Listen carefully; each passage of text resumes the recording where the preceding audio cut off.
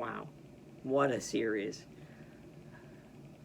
I can't express how great Loki was. Oh my god. Okay, hey guys, it's me, Bernie Byrne. Welcome back to another video.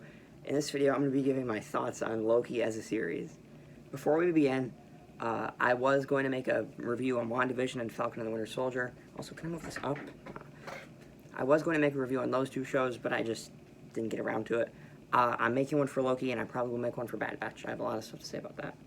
So let's just begin. I'll start with the stuff I have a list. I'll start with the stuff that I liked about the show, like really liked. So, the music. Oh my god, the music for this show was amazing. I think it's better than WandaVision's. WandaVision's was good. So the intro music, Mobius's pruning music, the D.B. Cooper music, classic Loki sacrifice music. Oh yeah, spoilers, by the way. It was just so great, all of it. I don't know what to say. It was just amazing. There were also some pretty sad moments in the show, too. Like, I have 3 of them. Loki seeing his future, which actually made me tear up because he saw his family die, he saw himself die. That would make anyone cry. Tear up. Mobius getting pruned because back then, we did not, well, back then for like that couple minutes before we saw the end credit scene, we didn't know pruning wasn't death. I thought pruning was, he's dead. And Tom Hiddleston, the acting in the show, that's another thing. The acting in the show was so good. And Tom Hiddleston just really sold that. Like, he saw his friend getting killed in front of his own eyes. That was amazing. And then classic Loki's sacrifice. That one was sad, but I didn't tear up at that. But all 3 of those moments were just so great. The show has great moments. You know, I feel like episode 3 was probably the weakest out of all the 6 episodes. The finale was also pretty lackluster, but that one was just talking. And I think the reveal of Kang makes up for that. I mean, episode 3 was still good, though, because it had character development for Loki and Sylvie's relationship, which I still feel really weird about. And in episode 6, they kissed. They're the same person. I'm just not on board with that. That's like a weird form of incest. And then the only 2, like, small, very small problems I had with the show was that we didn't see Loki in more places throughout history. Like, when he was D.B. Cooper and when he was in Pompeii, I love that. That was amazing. I wish he was in more places, but, you know. And then I wish we saw a couple more Loki variants, like, I don't know, maybe a baby Loki or a chef Loki. I don't know, I'm just throwing ideas. But, like, don't get me wrong, I think the ones we got were amazing. They were so fun and just great characters. But I wouldn't have minded seeing, like, 1 or 2 more Lokis. And then, yes, I do have to talk about Kang. Oh, my God, Kang. He's not called Kang, he's called He Who Remains, but it's Jonathan Majors. It's the actor for Kang. It's Kang. Oh, my God. Kang! What the?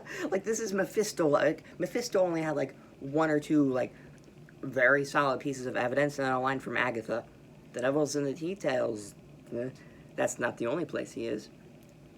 And, like, Kang had so many references. You had Kang Tower. You had the Chronopolis thing. You had Ravonna Renslayer. You had so many references to Kang, and it's so satisfying that it paid off. That's how you do a good ending, WandaVision. You don't just say, it was Agatha all along, and give us a super catchy song, which I still listen to this day. It was just so satisfying to see Kang. After all these nods, people theorizing, speculating. My dad won't shut up about it. And then we saw him. That's so satisfying from a narrative and a storytelling standpoint that it's hard not to love that. So I think Kang's reveal was so great. And, you know, his scenes did feel like they dragged on for a little bit. I think episode 6 did suffer from expedition and just talking, but besides that, it was still great. And, like, the episode still had a lot of great moments. Like, whenever Loki returned to the TVA and Mobius didn't recognize him because it's now, like, the Kang TVA. After their heartfelt goodbye in episode 5, too. And can I just say, episode 5 was so fun. We saw President Loki, we saw Boastful Loki, we saw Kid Loki, we saw Alligator Loki, who is probably the best character in the entire Marvel Cinematic Universe.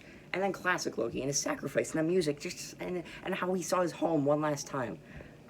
It's just so great. This is how you get us to connected characters. You make them compelling, you have good actors, they have amazing stories with phenomenal payoffs. It's amazing. What can I say? Overall, Loki as a series, 10 out of 10. Easily. It's my favorite Disney Plus show.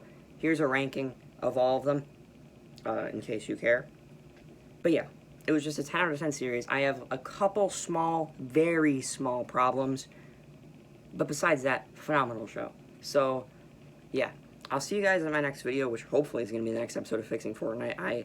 I'm starting to edit it, but yeah. Yeah. So I'll see you guys in the next video. Let me know what you guys think about Loki. Thought about Loki, because it's over. And I'll see you guys in Season 2, I guess. Like, I don't know when that's coming out. But yeah, till the next one, guys. I forgot my own outro. I'll see you in the next one, guys. Peace.